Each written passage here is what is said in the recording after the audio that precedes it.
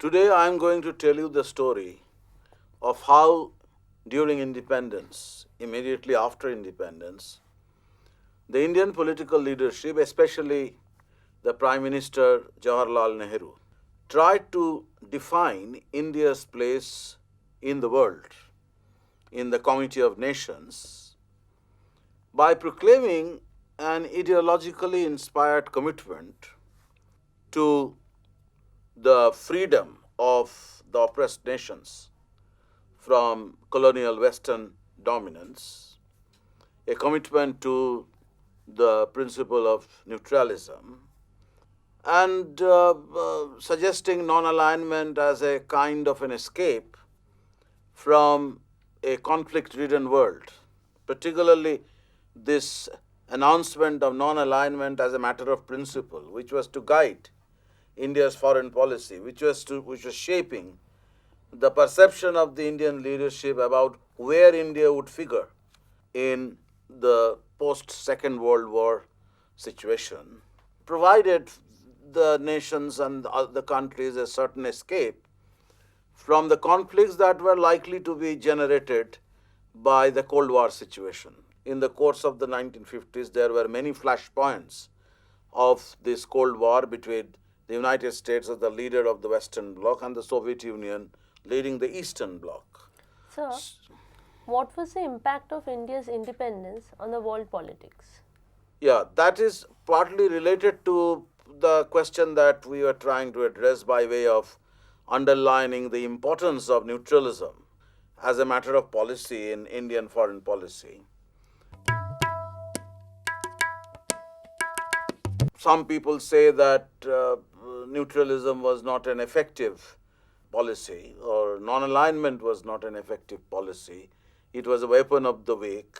It was not realistic enough.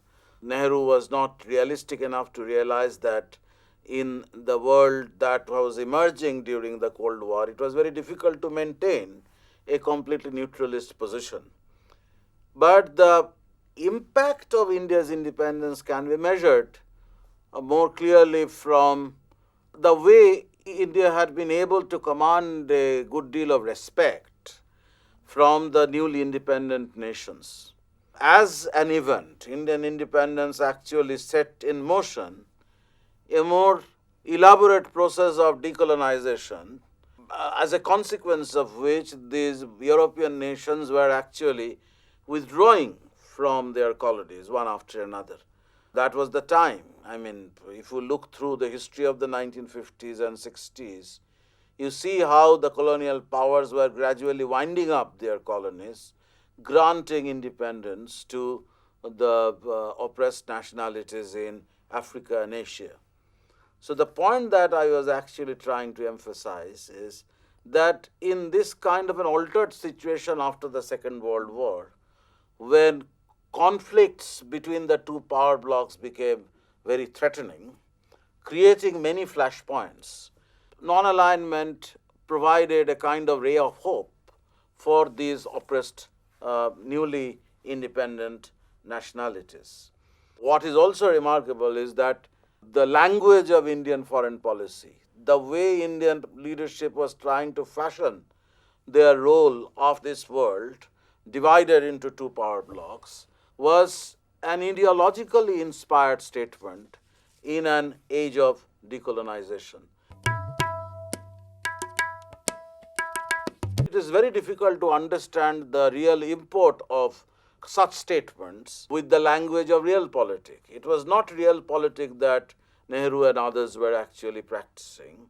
Their ideas were inspired by their long experience in the anti-colonial struggle, their familiarity with the history of the freedom movement, not just in India, but in other countries as well. Excuse me, sir. What impact did Pan-Asianism play on the Indian political leadership during the early 20th century?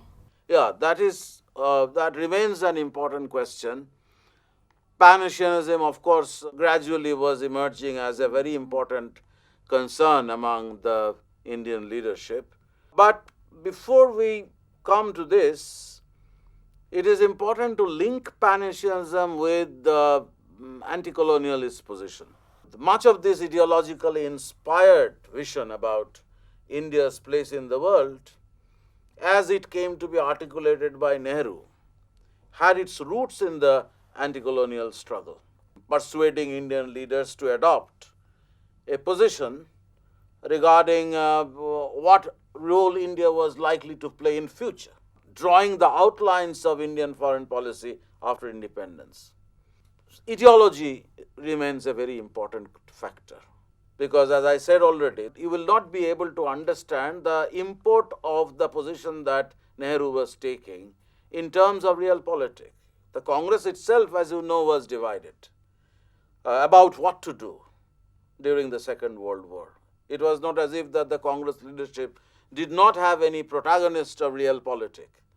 Subhash Bose, for example, who didn't have any significant ideological differences with Nehru before he left India, felt that the war was an opportune moment for the Congress to strike a fatal blow to the empire. So that was the language of realpolitik. I mean, it's not necessarily Machiavellian, but Bose was very anxious to come to terms with the reality of the situation and fashion his strategies accordingly. So he would undertake this secret journey to Berlin, tie up with Germany in order to start a kind of a military movement against the British with the help of the prisoners of war. And there were people in the Congress, who would not risk this kind of an open military confrontation, but who were inclined to believe that realpolitik must be given adequate consideration. But Nehru's position, to a large extent, was more ideologically inspired in this regard, because he was involved in the anti-fascist movement. He was engaged in various kinds of activity to combat the power of fascism. If we examine the foundation of Indian foreign policy in the anti-colonial struggle, Pan-Asianism begins to figure as a very important concern. And this Pan-Asianism requires to be studied against the backdrop of a series of statements which can be described as foreign policy statements of the early Congress leaders regarding what was the natural frontier of India. I mean, when Indian troops were deployed in China or in other parts of the colonial world, in Africa, in Asian countries, in Southeast Asia, the early Congress leadership actually expressed their resentment about the way Indian army men were deployed in imperial warfare elsewhere in the world.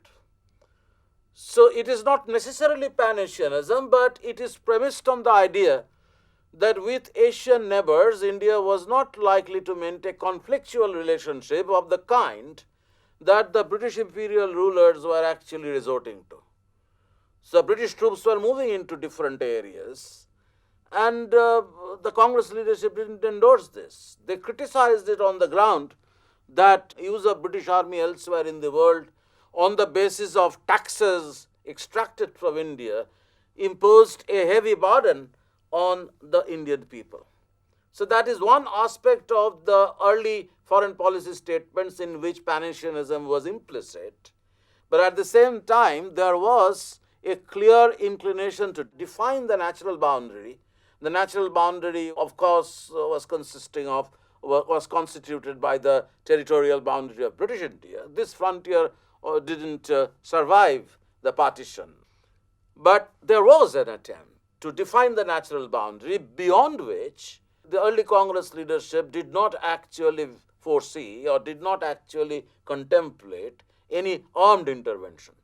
So there was a willingness on the part of this early leadership to work out this idea of good neighborly relations with other Asian countries.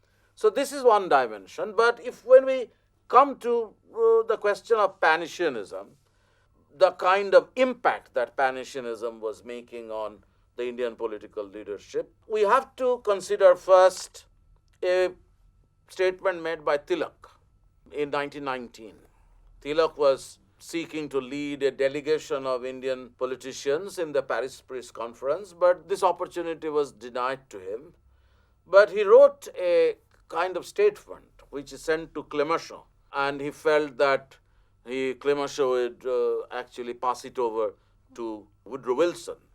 One should consider the larger context in which Tilak was at that time functioning. He had returned to the Congress, and Woodrow Wilson, after the First World War, had come up with his famous 14 points, where national self-determination was a very important principle that he wished to espouse, and implicitly that was directed against the kind of domination that the colonial powers were exercising over large territories in the world. So it is in this context, in the early part of the 20th century, in the context of the First World War, Tilak, on behalf of the Indian National Congress, made the statement that India was committed to peace and India endorsed the idea of a League of Nations responsible for maintaining peace and stability in the world.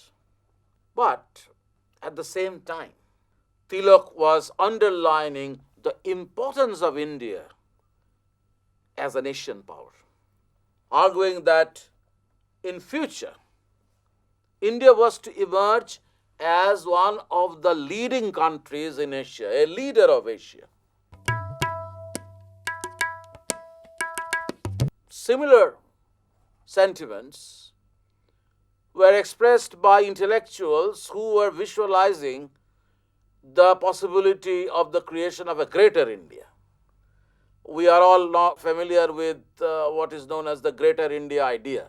Suniti Chatterjee, the great linguist, when he was actually accompanying Rabindranath Tagore to Southeast Asian countries, described this region as the land of Indian islands, considering the kind of cultural impact that Indian civilization had made in the past. Tagore also had this kind of a feeling. It was not an aggressive sentiment. It was not actually couched in a language of domination, but at the same time, the emphasis was certainly on the very significant contribution that India had made to Southeast Asian culture. Add to this the claim that India was a land of cultural synthesis, where West Asia and the Southeast Asia met to create a kind of syncretic culture. At one level, India had its window open to West Asia. At another level, India had its connections with Southeast Asia. So the idea was that in the Asia that was going to emerge under the impact of nationalism, India was to figure as one of the greatest nations, the leader of Asia.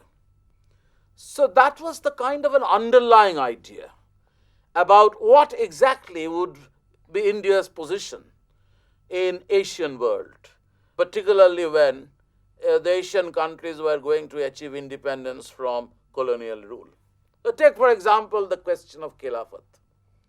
Now, the Congress position on the Khilafat was actually motivated by domestic political concerns. But at the same time, Khilafat, despite being a pan-Islamist notion, was an articulation of a pan-Asian sentiment, which is an indictment of the imperial powers, like Britain, to destroy the existence of Khilafat. It was looked upon as a threat to the existence of the Asian power in Turkey. India began to figure in Indian imagination as a critical nation, a nation which can claim naturally the leadership of Asia for being the representative of a culture in which different streams of civilization in Asia had mingled to create a syncretic culture. Now, this sentiment, as I said, was reiterated on the eve of the Second World War. It's a kind of a running thread in the history of Indian pan-Asianism. This was the time when Nehru became involved in international initiatives to combat fascism. He was very critical, along with many of his colleagues, about the appeasement policy of towards Germany that Britain was following.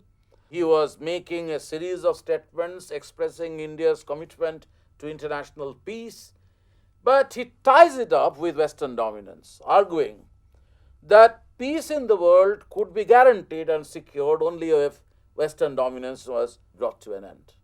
So opposition to imperialism became tied with his anti-fascist position at one level and with pan-Asianism at another level.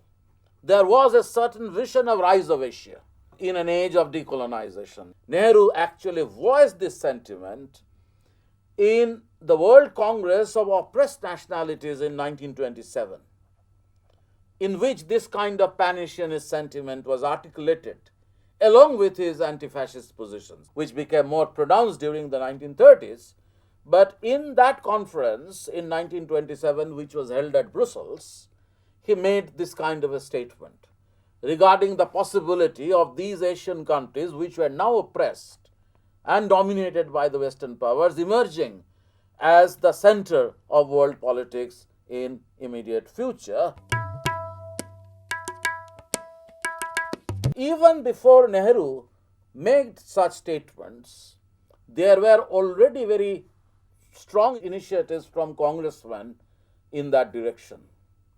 In Gaya Congress, for example, in 1922, C.R. Das emphasized the need to convene a meeting of Asian Federation.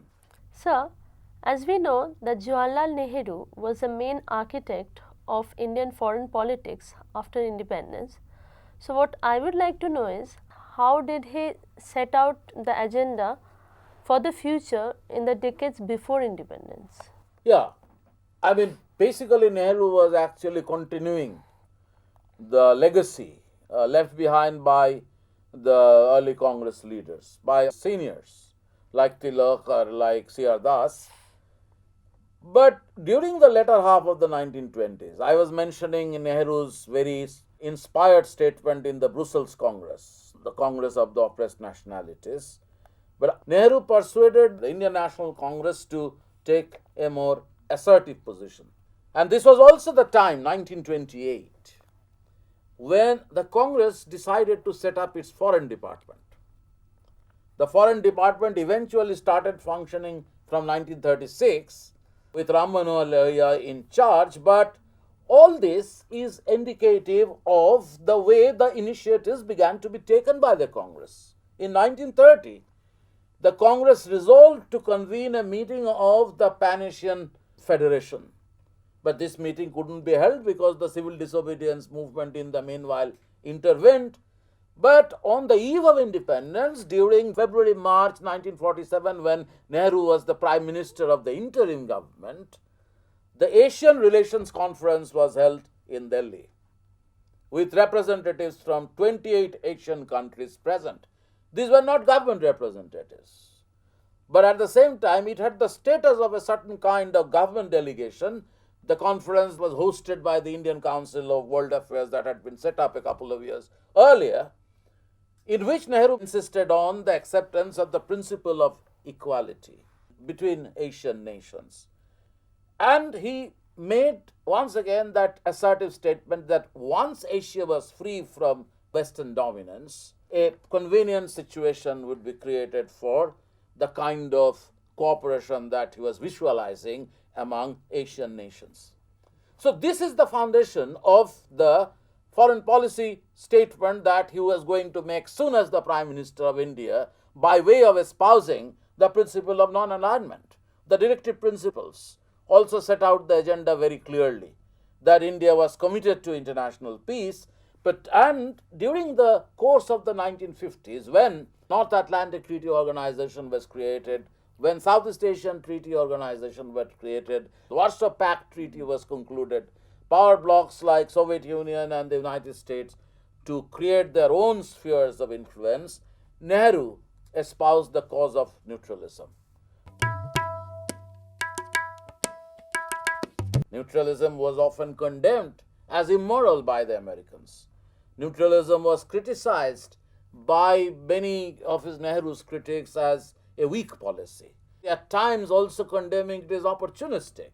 But as I said already, that the language of realpolitik will not enable you to grasp the significance of this neutralism, which was ideologically inspired by a pan-Asian vision, by a certain ideological commitment to maintenance of world peace. So there are problems in neutralism, but you can see from the subsequent history how he was able to command respect from some of the great world leaders like Nasser in Egypt or Tito in Yugoslavia. He has been able to rally behind the non-aligned conference. He held conferences at Bandung in Indonesia where some of these lofty principles were stated regarding cooperation among Asian powers, regarding a certain commitment on the part of these Asian countries to the principle of non-aggression. So one has to be a little more sympathetic towards the way the ideologically inspired statement about India's role in the world was actually visualized by Nehru. Excuse me, sir, was this policy of non-alignment at all effective in securing national interest in the long run? But that is one of the issues very frequently raised by Nehru's critics, that it was at best a weapon of the weak, and at worst it was actually depriving India of some of the facilities that India could have easily obtained by allying more directly with the United States. Certainly it led India into a series of diplomatic problems, but look at the Korean crisis. During the Korean crisis in 1950-51, India played a very important role, a role as a mediator. Initially, India condemned the manner in which the North Korean forces actually crossed the line, but then he did not endorse the American MacArthur's unilateral decision to march the United Nations Army into North Korea. So India had some difficulties in persuading United States to come round to the view that a certain kind of status quo needed to be maintained in Korea, but ultimately India succeeded. Nehru's point of view came to be accepted. It was repeated also in Indochina, where also India played a very significant role. You look at the problem that was created by Egypt's decision to take over the Suez Canal, and India actually supported Egypt in this matter. In Hungary, you see that the principle was to some extent compromised. When Soviet Union tried to suppress the Hungarian Revolution in 1956 and allowed the suppression of the revolution with Soviet forces, India did not take a very clear opposition against this, and for which India has been often criticized. By that time, the problems in this ideologically inspired vision of India in the world had already emerged. And the problems that were created by the endemic conflict that had started with Pakistan over Kashmir. We are all familiar with the origin of the Kashmir problem. We know how Nehru became somewhat hastily committed to plebiscite, but then plebiscite was not held. He refused to hold the plebiscite on the ground that Kashmir ultimately acceded to India, and elections in Kashmir, participation of the people of Kashmir in the general elections was a clear indication of how they had accepted this merger with Indian Union. Another problem came from China. Nehru wished to come to an agreement with China, but once China came to occupy Tibet, and following that had differences with India over Tibetan occupation, still Nehru wished to cultivate a close relationship with China by refusing to allow Dalai Lama, the exiled ruler from Tibet, to set up a provisional government. But then the Chinese did not reciprocate. On the contrary, an invasion of China took place in 1962, which devastated Nehru. So the problem in this kind of neutralism certainly existed. Up to a point, neutralism gave Nehru a certain kind of stature. But when neutralism alienated the Americans, for example, a certain dependence on Soviet Union became inevitable, and the Soviet Union actually bailed out India in many difficult situations. The Soviet Union provided India with technology, with resources to set up steel plants. Soviet Union used its power against moves by the Americans to bring the Kashmir plebiscite question into the United Nations. And by then, Pakistan was being looked upon by the Americans as a possible bulwark against the possible Soviet advance in the region. So, given the kind of conflict that was brewing in the subcontinent, the conflict in which India became entangled with China on the one hand, with Pakistan on the other, neutralism in the way Nehru actually wanted to pursue it, by fashioning India as the ideological leader of Asia, didn't succeed in the long run. One had to devise other strategies in order to make non-alignment movement successful. But then when you are actually trying to measure the long-term impact of this neutralism on Indian foreign policy or on world politics, you can see many pitfalls, but you have to look at the moment. 1947 to 1950, the time when India had emerged as a nation, still not so powerful, but at the same time trying to hold out a new ideological vision through which the commitment to progress, to peace, and to emancipation of the oppressed people from Western dominance was stated. That was the great moment for India, for a man like Nehru to create a new vision. That the vision didn't ultimately succeed is another story.